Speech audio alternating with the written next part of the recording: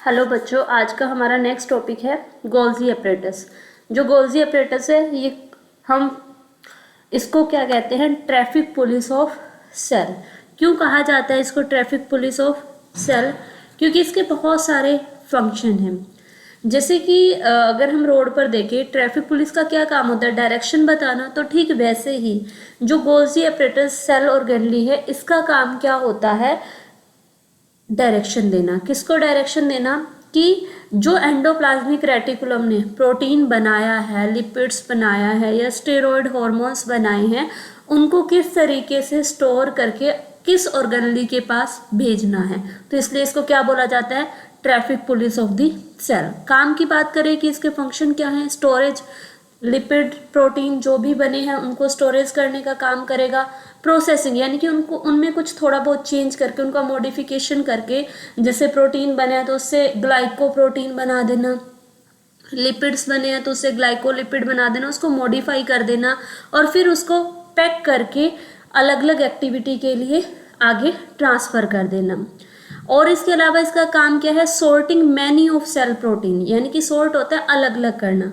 अलग अलग तरह के जो प्रोटीन हैं वो पाए जाते हैं, उनको अलग अलग डायरेक्शन में भेजना इसका जो है वो काम होता है।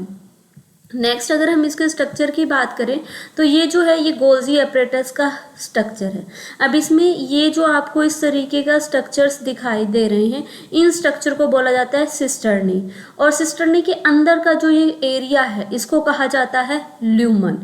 ठीक है। अगर हम इसकी डिस्कवरी की बात करें तो इसकी डिस्कवरी किसने की है? कैमिलो गोल्जी ने।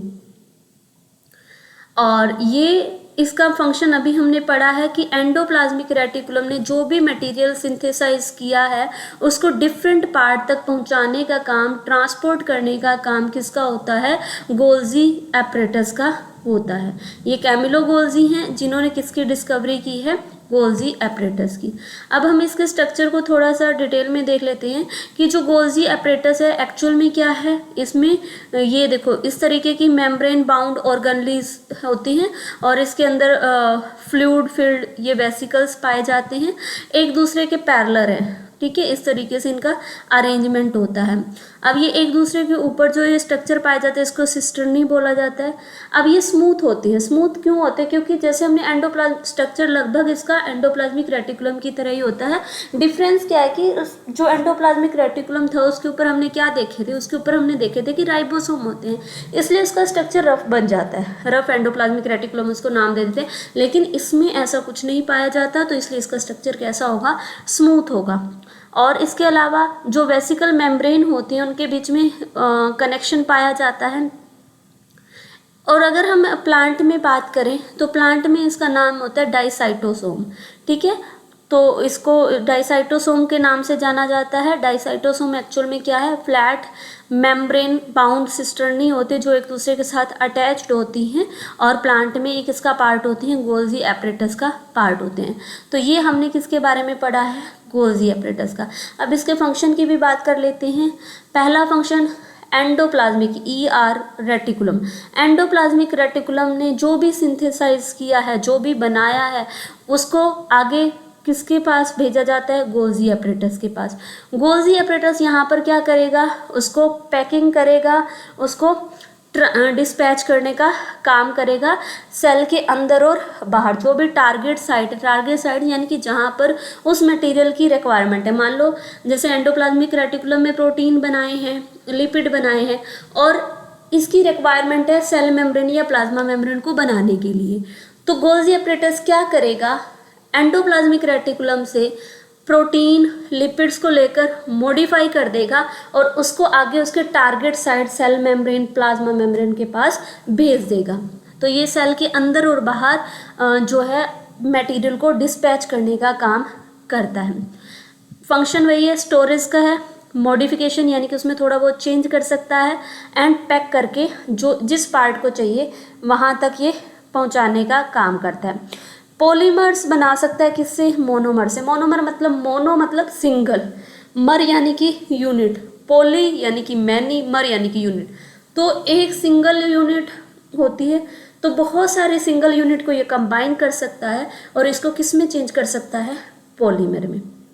इसके अलावा मोस्ट इम्पॉर्टेंट ऑर्गेनली होती है लाइजोसोम। लाइजोसोम के बारे में अभी हम इसके बाद पढ़ेंगे। तो उसको भी कौन बनाता है, उसकी फॉर्मेशन में कौन हेल्प करता है, गोल्जी एपरेटस, ठीक है।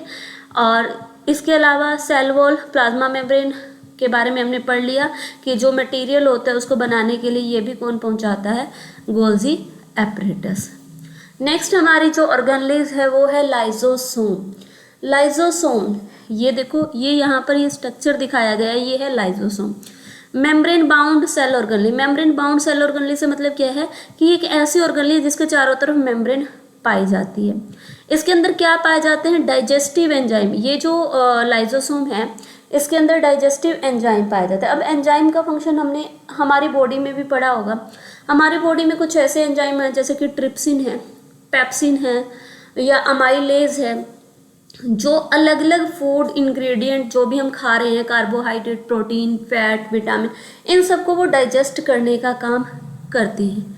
ठीक वैसे ही लाइजोसोम के अंदर जो डाइजेस्टिव एंजाइम पाए जाते हैं वो एसिडिक नेचर के होते हैं। तो ये क्या काम करेंगे, जो भी हार्मफुल बैक्टीरिया या फिर कोई ऐसी ऑर्गेनली सेल की जिसमें थोड़ी टूट फूट हो चुकी है, जो जिसकी अब सेल को रिक्वायरमेंट नहीं है, जो सेल के लिए एक वेस्ट है, तो उस ऑर्गेनली को ये डाइजेस्ट कर देती है। इसीलिए इसको क्या बोला जाता है, इसको बोला जाता है suicidal bag of the cell. अब यहाँ पर देखो, मान लो कोई बैक्टीरिया है, ठीक है, ये बैक्टीरिया है, ये इसके अंदर एंटर हुआ। अब यहाँ से जैसे ही ये सेल के अंदर एंटर हुआ, फैगोसिटिक यानी कि इसको अंदर से इनहेल किया गया, तो यहाँ पर ये इसको अंदर चला गया, यहाँ पर इसको क्या मिल गया, लाइजोसोम। यहाँ पर ये लाइजोसोम ऑर्गेनली, लाइजोसोम इस बैक्टीरिया के साथ क्या हो जाएगा, अटैच हो जाएगा। जैसे ही अटैच होगा तो ये इसको क्या कर देगा, डाइजेस्ट कर देगा, सिंपल फॉर्म में तोड़ देगा। तो ये मेन फंक्शन होता है किसका, लाइजोसोम का। नेक्स्ट ऑर्गेनली है माइटोकॉन्ड्रिया। जो माइटोकॉन्ड्रिया है ये मोस्ट इम्पोर्टेंट ऑर्गेनली है।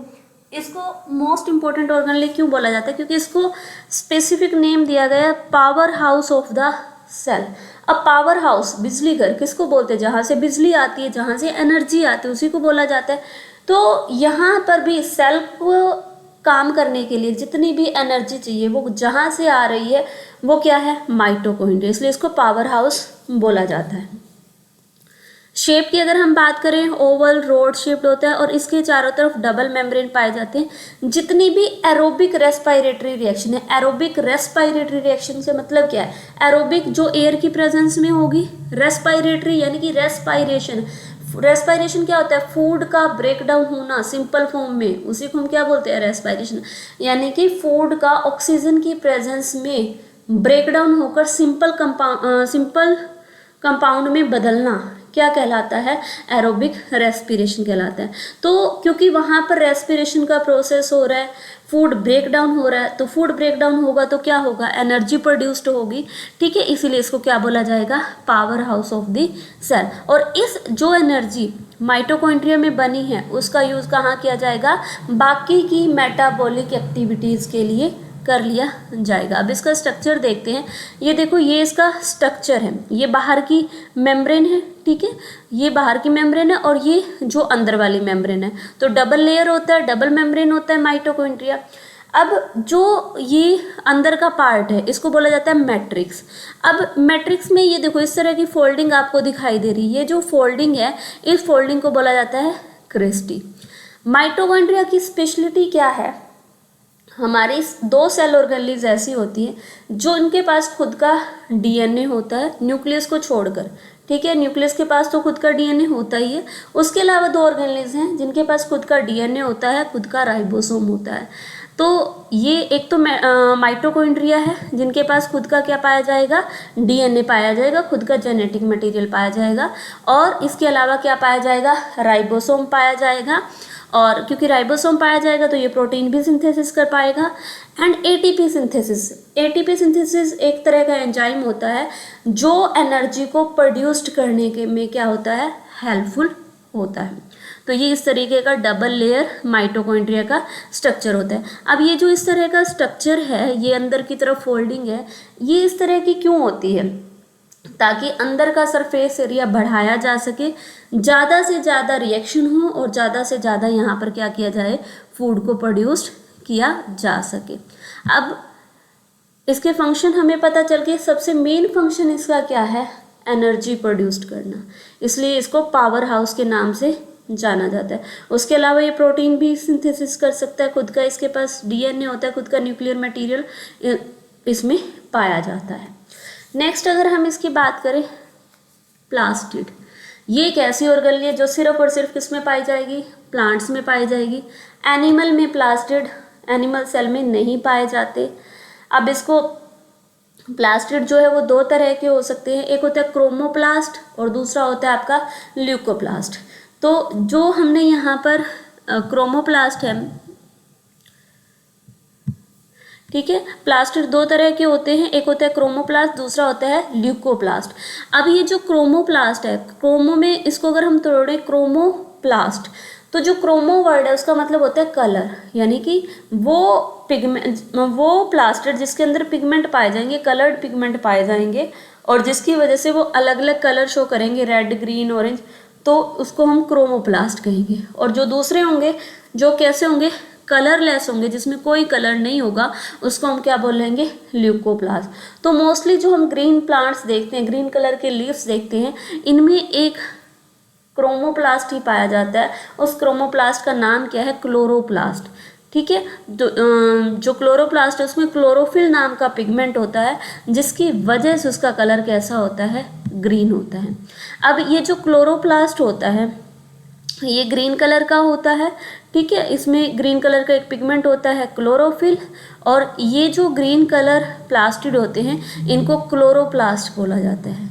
क्यों होता है ग्रीन कलर, क्लोरोफिल की वजह से होता है।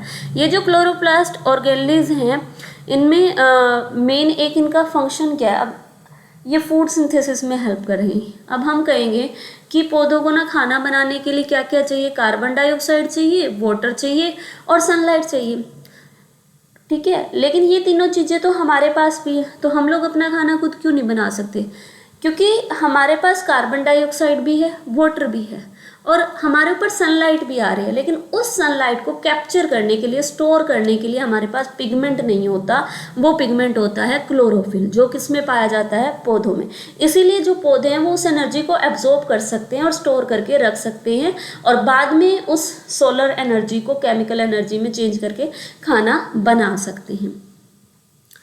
इसीलिए क्योंकि वो खाना बना सकते हैं तो क्लोरोप्लास्ट जो है वो प्रोड्यूसर ऑफ द सेल के नाम से भी जाने जाते हैं। जो क्लोरोप्लास्ट हैं वो किसकी प्रेजेंस में, कौन से प्रोसेस से खाना बना सकते हैं, फोटोसिंथेसिस। एनिमल सेल में क्लोरोप्लास्ट नहीं पाए जाते, इसलिए ये फूड जो है फोटोसिंथेसिस प्रोसेस से नहीं बना सकते। ये इसका स्ट्रक्चर है, देखो ये भी डबल मेम्ब्रेन है, आउटर मेम्ब्रेन दिखा रखी है, ठीक है, और ये इनर मेम्ब्रेन दी हुई है, आउटर और इनर मेम्ब्रेन, ठीक है, और ये इन मेम्ब्रेन के बीच का क्या है, खाली स्पेस है, इंटर मेम्ब्रेन स्पेस। अब यहाँ पर ग्रेना और स्ट्रोमा दो तरह के, स्ट्रोमा क्या है, ये जो एक्वेटिक फ्लूइड आपको पानी जैसा फ्लूइड दिखाई दे रहा है, ठीक है, ये स्ट्रोमा कहलाएगा। ग्रेना क्या है कि यहाँ पर ये कुछ एक एक थाइलोकोइड पाया जाता है। जब ये थाइलोकोइड किस तरीके से अरेंज हो जाता है, स्टैक्स में एक के ऊपर एक लेयर बना लेता है, तो ये क्या बन जाता है, ग्रेनम बन जाता है। लेमिला क्या होता है, ग्रीन पार्ट होता है लीफ का, उसको हम लेमिला कहते हैं। ल्यूमन क्या है कि ये जो थाइलोकोइड है, ये एक थाइलोकोइड है, इसके अंदर ये जो ग्रीन पोर्शन जितना भी अंदर का जो एरिया है उसको आप क्या बोल दोगे, थाइलोकोइड। नेक्स्ट ऑर्गेनेल है वैक्यूल। जो वैक्यूल होते हैं, वैक्यूल क्या है, मेम्ब्रेन बाउंड ऑर्गेनेल है, यानी कि इसके चारों तरफ भी एक मेम्ब्रेन पाई जाएगी। Enclosed compartment which is filled with water containing inorganic and organic molecule include enzyme in solution. तो ये जो वैक्यूल होते हैं एक्चुअल में ये खाली एरिया होता है, इसमें पानी जैसा कुछ फ्लूइड भरा हुआ होता है और उसके अलावा कुछ एंजाइम वगैरह होते हैं, और इनका मेन फंक्शन जो है वो क्या होता है, इनका मेन फंक्शन जो होता है वो जो भी सेल ने कुछ बनाया है उसको स्टोर करने का काम होता है। अब जो प्लांट सेल है उसमें जो वैक्यूल्स होते हैं वो कैसे साइज़ के होते हैं, बड़े साइज़ के होते हैं, और जो एनिमल सेल है उसमें ये छोटे साइज़ के होते हैं। प्लांट सेल में ये बड़े साइज़ के क्यों होंगे, तो इसके पीछे एक रीज़न है कि प्लांट को खाना बनाना होता है। अब वो एक्स्ट्रा में बनाते हैं तो उस एक्स्ट्रा को स्टोर करने के लिए उनको कोई ऑर्गन नहीं चाहिए, तो इसलिए प्लांट सेल में इनका साइज़ क्या होता है, बड़ा होता है, और एनिमल में इनका साइज़ बहुत छोटा होता है या ना के बराबर होता है। तो नेक्स्ट लास्ट टॉपिक है सेल डिवीज़न। सेल डिवीज़न में क्या हो रहा है, जो कोई भी एक सेल है वो डिवाइड होती है और डिवाइड होकर अपने जैसी नई सेल्स को वो बना सकती है, उसको हम बोलते हैं सेल डिवीज़न। जैसे यहाँ पर एक बाइनरी फिजन का एग्जांपल दे रखा है। बाई मतलब कि टू, ठीक है, फिजन यानी कि टूटना, तो दो में टूटना। जब एक जो सेल है वो दो में डिवाइड हो जाएगी, ठीक है, और नए अपने जैसे दो सेल्स को बना लेगी, उसको हम बाइनरी फिजन बोलेंगे। किन मेथड से हो सकती है, मिटोसिस और मायोसिस, ये दो मेथड हैं जिनके थ्रू जो एक सेल है वो फर्दर डिवाइड होकर आगे जो है नई सेल्स को बना सकती है।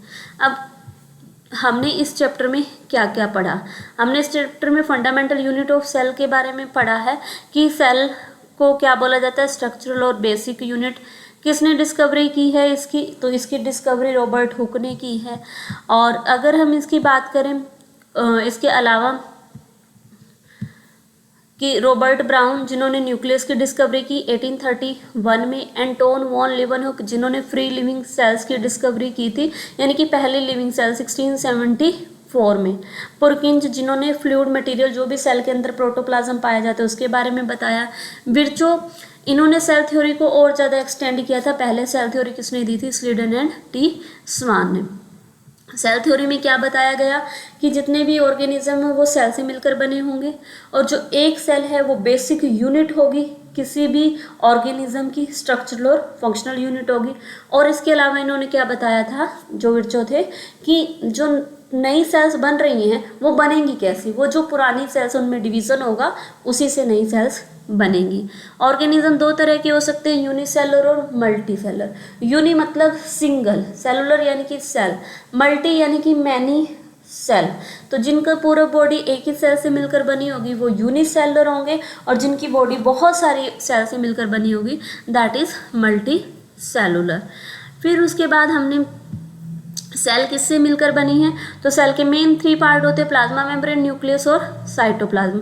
इसके अलावा इनमें बहुत सारी जो है वो ऑर्गेनेल्स वगैरह पाई जाती हैं। फिर हमने इनके डिटेल्स के बारे में किया था कि जो प्लाज्मा मेम्ब्रेन है वो क्या काम करती है, उसको किस नाम से जाना जाता है, और उसको सेमी सिलेक्टिवली परमेबल मेम्ब्रेन कहा जाता है, क्योंकि वो चीज़ों को एक्सचेंज करवाने में क्या करवाती है, हेल्पफुल होती है, ठीक है। और किन चीज़ों को एक्सचेंज करवा सकती है, कार्बन डाइऑक्साइड, वाटर, ऑक्सीजन, इन सब को करवा सकती है। डिफ्यूज़न ऑस्मोसिस एक ऐसे प्रोसेस है जिनके थ्रू गैसेस का एक्सचेंज और वाटर का एक्सचेंज करवाया जा सकता है हायर कंसंट्रेशन से लोअर कंसंट्रेशन की तरफ। उसके बाद हमने सेल वॉल पढ़ा था कि जो सेल वॉल है ये सिर्फ और सिर्फ प्लांट में पाई जाएगी, एनिमल में नहीं पाई जाएगी, अलग अलग मटेरियल से मिलकर बनी होगी। न्यूक्लियस की डिस्कवरी रॉबर्ट ब्राउन ने की थी, ठीक है। इसका स्ट्रक्चर देखा था कि इसके अंदर न्यूक्लियोलस पाया जाता है, क्रोमेटिन धागे की तरह स्ट्रक्चर पाया जाता है, बाहर डबल लेयर मेम्ब्रेन होते हैं जिसको न्यूक्लियर एनवेल्प या न्यूक्लियर मेम्ब्रेन कहा जाता है, और उसके अंदर कुछ छोटे छोटे पोर्स वगैरह पाए जाते हैं। देन उसके बाद साइटोप्लाज्म क्या है, सेल के अंदर जो भी फ्लूइड पाया जा रहा है उसको हम क्या बोल रहे हैं, साइटोप्लाज्म। मेनली इसकी लोकेशन की बात करें तो न्यूक्लियस से बाहर और प्लाज्मा मेम्ब्रेन के अंदर ये पाया जाता है। उसके बाद हमने ऑर्गेनिज्म का क्लासिफिकेशन किया था, प्रोकैरियोटिक और यूकैरियोटिक। प्रोकैरियोट वो है जो एडवांस नहीं है, प्रिमिटिव है। प्रो यानी कि प्रिमिटिव, कैरियोट यानी कि न्यूक्लियस, जिनका न्यूक्लियस पुराना है, ज़्यादा एडवांस नहीं है, न्यूक्लियस के चारों तरफ कोई मेम्ब्रेन नहीं है, इसलिए इसको न्यूक्लियोइड बोला गया। जबकि जो यूकैरियोट्स है उनका जो न्यूक्लियस है उनके चारों तरफ ये मेम्ब्रेन पाई जाती है। तो इसके बेस पर फिर हमने किसके बारे में किया, सेल ऑर्गेनेल्स के बारे में। कौन सी, सबसे पहले हमने एंडोप्लाज्मिक रेटिकुलम के बारे में किया था कि जो एंडोप्लाज्मिक रेटिकुलम होती है वो इस तरह से इसका अरेंजमेंट होता है, और इसके ऊपर 2 टाइप्स होती हैं, rough and smooth endoplasmic reticulum. Then उसके बाद हमने एंडोप्लाज्मिक के फंक्शन देखे थे, प्रोटीन, लिपिड, इन सबको सिंथेसिस करता है। इसके अलावा कुछ लिवर में सेल्स के अंदर भी इनका रोल होता है मटेरियल को डिटॉक्सिफाई करने का। देन गोल्जी अपरेटस की डिस्कवरी कैमिलो गोल्जी ने की थी। इनका स्ट्रक्चर भी लगभग एंडोप्लाज्मिक रेटिकुलम की तरह ही होता है, काम स्टोरेज का, पैकेजिंग का होता है, ट्रांसपोर्ट करने का होता है। लाइजोसोम जिसको हम सुसाइडल बैग कह देते हैं, क्यों कहा जाता है? क्योंकि इसके अंदर डाइजेस्टिव एंजाइम पाए जाते हैं। माइटोकॉन्ड्रिया जिसको हम क्या कह रहे हैं? Power house of the cell, ठीक है। एंड लास्ट इज प्लास्टिड, जो कि प्लांट्स को कौन सा कलर प्रोवाइड करवाती है? Green colour. तो ये चैप्टर आपका जो है वो कंप्लीट हो गया। Thank you.